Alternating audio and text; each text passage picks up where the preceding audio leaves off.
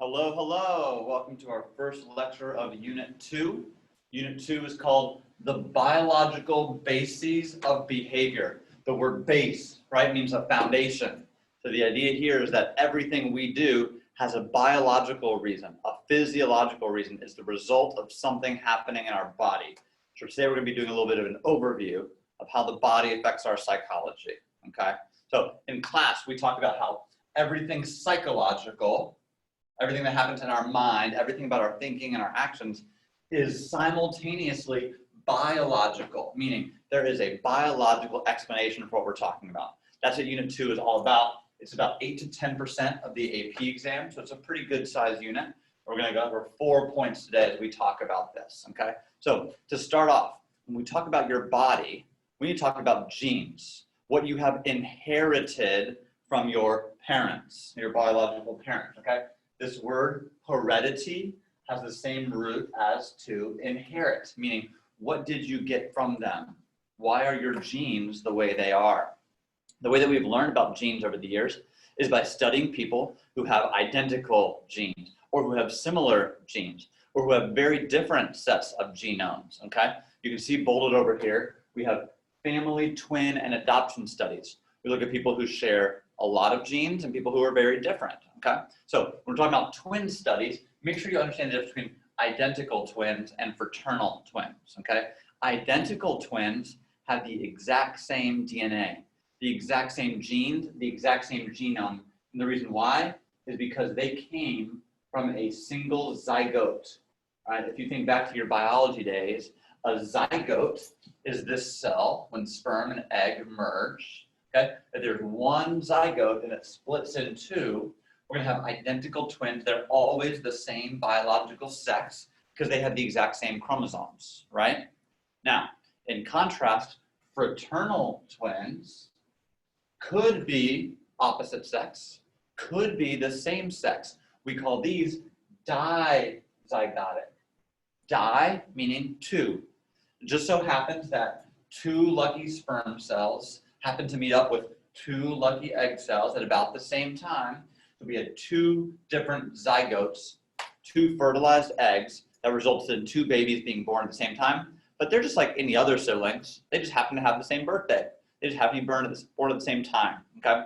So by comparing like what identical twins have in common versus what fraternal twins have in common, we can kind of figure out how much of a similarity is based on your genes, it is part of your nature, and how much of your personality, the way you are, is the result of your environment or your experiences, which we call your nurture, okay? So this is the big debate in psychology and science between nature and nurture. Are you the way you are because of your genes, what you inherited, or are you the way you are because of the things that have happened to you throughout your life, okay? We need to study twins. So on your left here, we have identical twins, okay, who have the exact same DNA, and also they have some shared elements to their life, and they have some unique elements, right? They might not get put in the same preschool class. They might have different third grade teachers. They might decide to play different sports. So they are going to have some things that are unique. And as they get older, we can kind of figure out what is the result of their upbringing and what's the result of their DNA.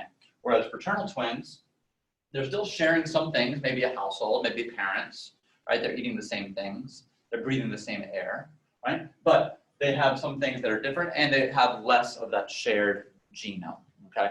So this impacts how they turn out, and psychologists can do some research. And this is a crazy story, but I want to share it with you. One of the most famous cases, James Jim Lewis of Lima, Ohio, was adopted in 1940, just 3 weeks after he was born. He was named James by his adopted parents, had a dog named Toy. As a schoolboy, he enjoyed math and carpentry, but never spelling. He went on to marry a woman named Linda. Later, he and Linda divorced. He married a woman named Betty. He had a son named James Allen Lewis, worked as a security guard, drove a Chevrolet, and was an avid chain smoker, okay? That's Jim Lewis. Let's talk about Jim Springer. Jim Springer of Pico, Ohio, was adopted in 1940, just 3 weeks after he was born. He was named James by his adopted parents. He had a dog named Toy. As a schoolboy, he enjoyed math and carpentry, but never spelling. He went on to marry a woman named Linda. Later, he and Linda divorced. He married a woman named Betty. What? He had a son named James Allen Springer. Worked as deputy sheriff, drove a Chevrolet, was an avid chain smoker. 40 years later, in 1979, Jim Lewis met Jim Springer. It turns out that they had been twins, separated at birth. They grew up within 45 miles of each other. They didn't know that they were twins. They didn't know the other person existed. And yet, look at all these similarities. Is that an argument for nature, that our DNA, that our genes shape us? Or is that an argument for nurture, that your upbringing shapes you? This seems like a pretty good argument for nature, right? Like, they didn't have a shared environment. They didn't live up in the same home, grow up in the same home. They didn't live in the same town, but yet they had all these things in common. It's a really powerful argument for how important our DNA, our genes are. Okay? So when we talk about how our genes are the way they are, we have to come back to Darwin, right? We talked about Darwin last unit.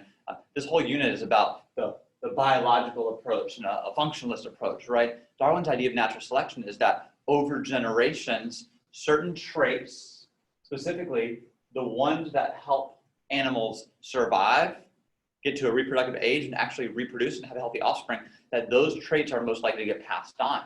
Now, natural selection can be imitated, okay? So we have what's called artificial selection. There was this really interesting study. You can see the picture here. They took wild foxes. Don't mess with wild foxes. But they took wild foxes. What they did is they selectively took the foxes that were nicest and calmest and quietest and tamest, and they had those foxes mate, have babies with each other. They had a new generation of foxes that were just a little bit nicer, calmer, tamer, and they picked out the nicest, calmest, tamest of those foxes, and they had those foxes have babies. And what they were able to do over generations is have artificial selection and demonstrate how traits can be passed on when the organisms with those specific traits are the organisms having the most babies, okay? What does the fox say? Ring, ding, ding, ding, ding, ding. So we have other forms of natural selection, right? Golden doodles. As there are more and more people who want hypoallergenic dogs, right? We have more doodles being born. More dogs are going to have a little doodle in them, right?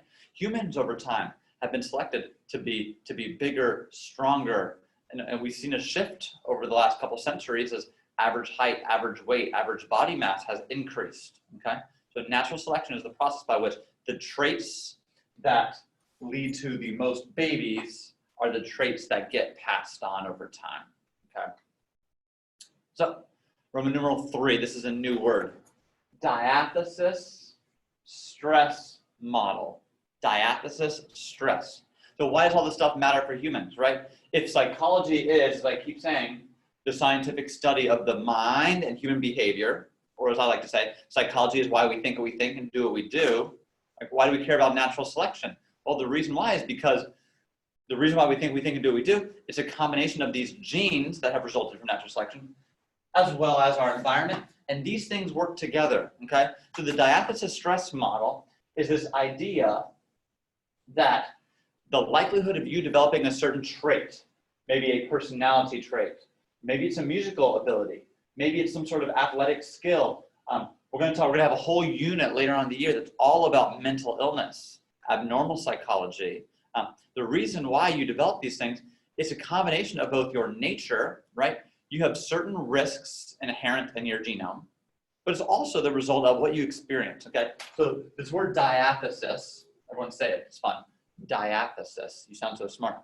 This word diathesis means what is your genetic predisposition based on your biological parents and grandparents' medical history, their skills, their traits. What are your skills and traits? What's the likelihood that you are at risk for a certain disorder? We'll talk later in the year about how if you have an immediate family member, a parent or sibling or grandparent that has schizophrenia, has been diagnosed with schizophrenia, there's a much higher chance that you get diagnosed with schizophrenia at some point because there's a really strong genetic link to schizophrenia. Similar with depression, similar with anxiety, okay? So you need to know what your risk is. However, we could have two people that have the same risk levels, the same genetic predisposition. Let's say they have a 25% chance of developing schizophrenia. It's possible that one of them develops schizophrenia and one of them does not. Well, why? What can lead to the development of a specific trait? It's not just about your genes, it's about what you experience. And they call this the stresses, meaning the things in your environment, certain traumatic incidents or certain hard aspects of life, whether physical or emotional, can actually trigger and lead certain genes to alter, to impact you differently, okay? So just because one sibling has a disorder or has a trait or a skill or an ability, right, does not mean that both siblings are going to have that exact same ability. It's possible that something that happened in preschool, elementary school, maybe a specific teacher or even it could be a moment or a song or an event can lead to very different outcomes for two people with similar DNA. So it's both a combination of your genetic predisposition as well as your environment. And I want y'all to do a little activity here to illustrate how hard this is to untangle.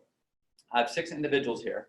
I want you to rank them from most likely to least likely to develop a psychological disorder, okay? I'm asking you to do a little diagnosis here, see who is most at risk, okay? So what you have here are some information about these folks' socioeconomic status, okay?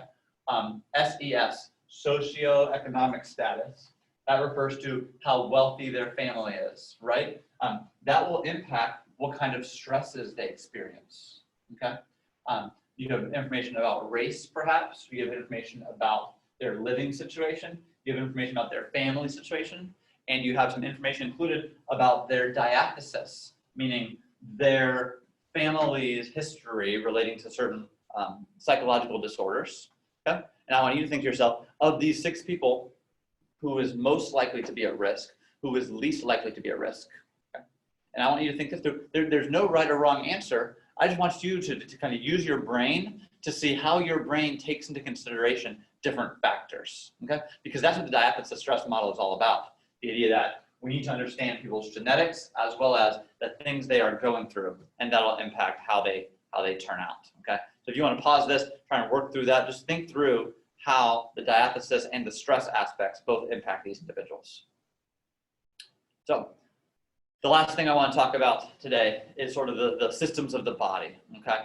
So we all share the same biological systems, no matter what our diathesis and our stress are, whatever our environment are. We all have the same biological system. So I want to talk about the endocrine system briefly, okay? And in class today, we talked about 6 of the different systems, okay? But what happens when we do experience stress or changes?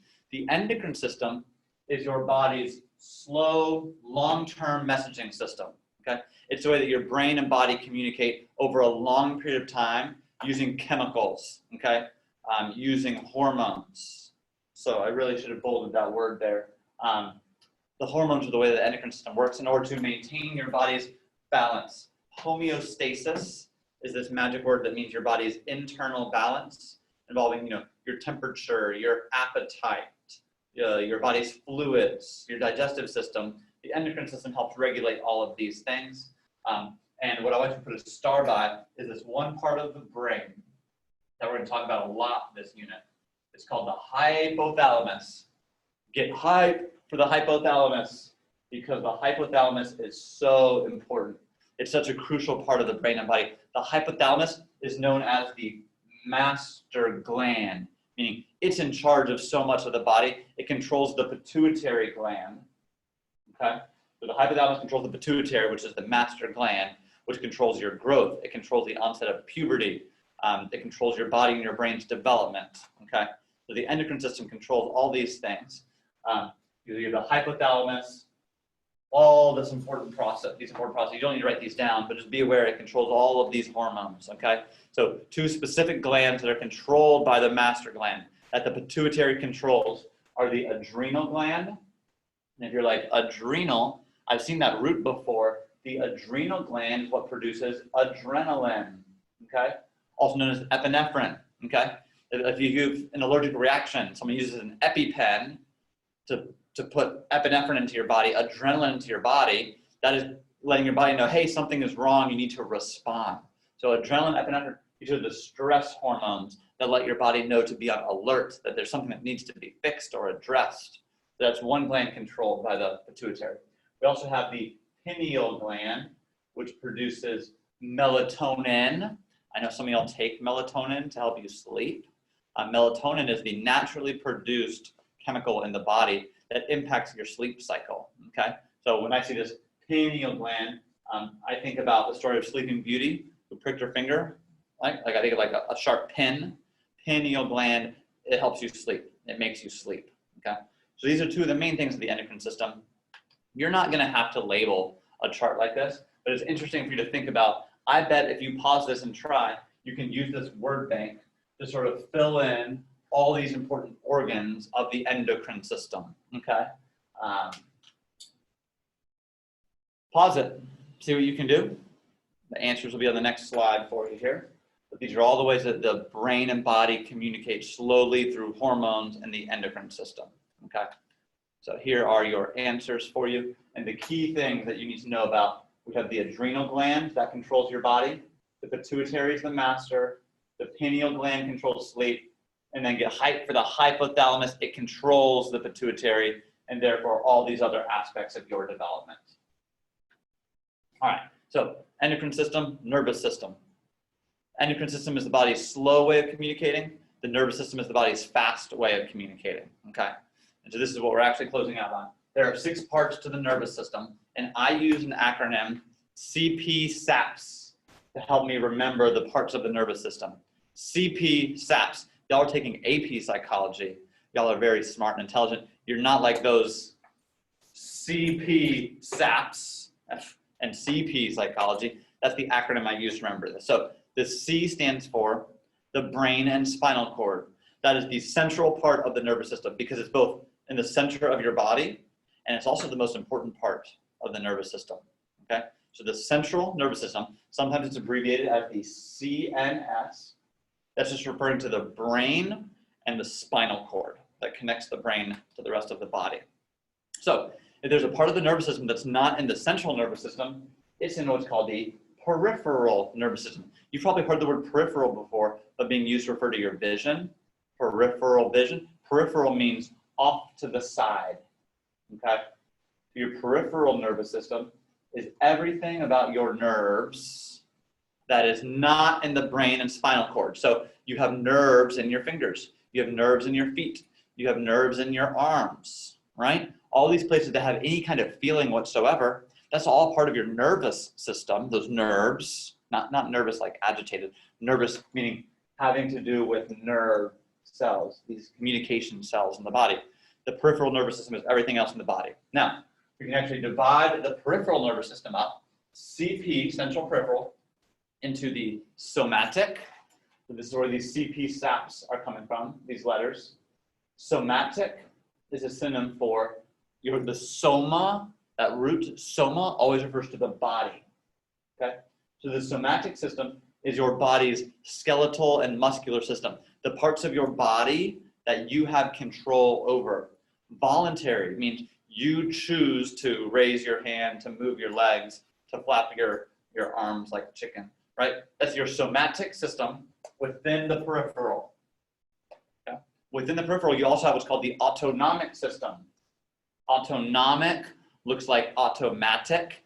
It's all the parts of your body that just operate on their own. You can't control your heart rate, your breathing while you sleep, the production of sweat. You can't control those things. They're happening on their own. Your stomach is digesting food on its own. You can't speed it up or slow it down, right? You can't be like, stomach, stop digesting food. No, those things happen on their own. So that's what's called the autonomic system. So within the peripheral, stuff you control, stuff that happens on its own. Within the autonomic now, out of the stuff that happens on its own, we have the P and the S of CP SAPs. The sympathetic system is stuff that's happening on its own that gets you agitated, okay? Sympathetic gets you agitated, gets you feeling things, okay? In contrast, the parasympathetic, okay, is so important. It's going to be all over the AP exam. It will be all over your test. The parasympathetic is like a parachute, okay? Why do we have a parachute if we are falling out of a plane, if we're skydiving, if we're doing, running on the beach? What does a parachute do? It slows you down.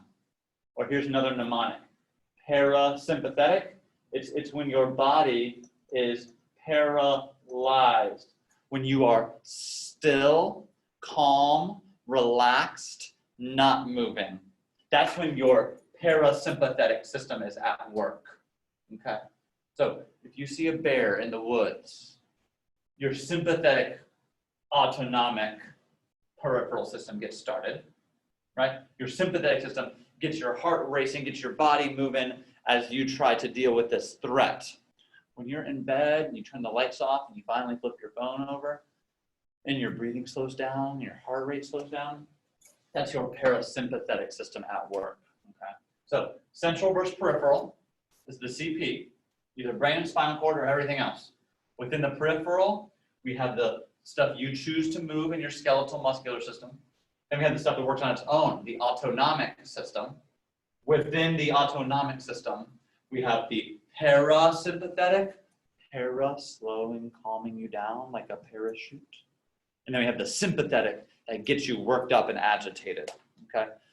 Here's it for those of my visual folks out there. Here's another way of looking at this, okay? Within the nervous system, you have the peripheral stuff and the central nervous system, which is just the brain and spinal cord. Within the peripheral, you have the somatic system, which is your skeletal muscular system where you're choosing to move. And then you have your autonomic system, which is like your heart and your stomach and your lungs, okay? Within the autonomic, we have the parasympathetic. This is a person lying down on the couch. They're calm, they're relaxed, they're slow. Or you have the sympathetic, which is when you get agitated and your heart rate increases, your glands increase, okay? So this is kind of an overview of the nervous system.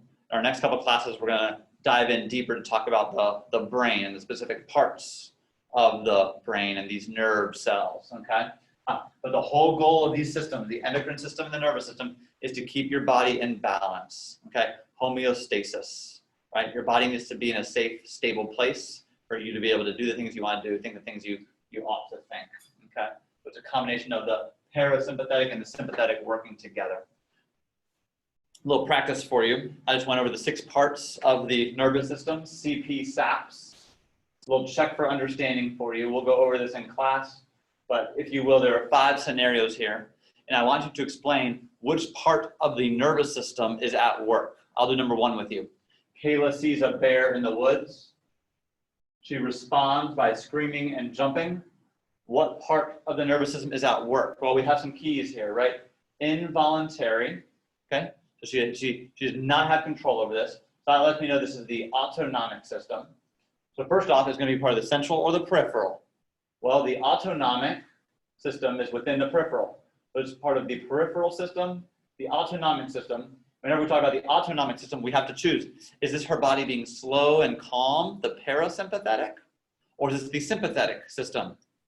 Obviously, number 1 is an example of the sympathetic system, which is part of the autonomic system, which is part of the peripheral nervous system. See how I was as specific as possible? So if you don't mind, go ahead and pause these, do these 5 together. We will do them in class, okay? Thank you for this little overview, introduction to how the body impacts our psychology. Talk to y'all soon.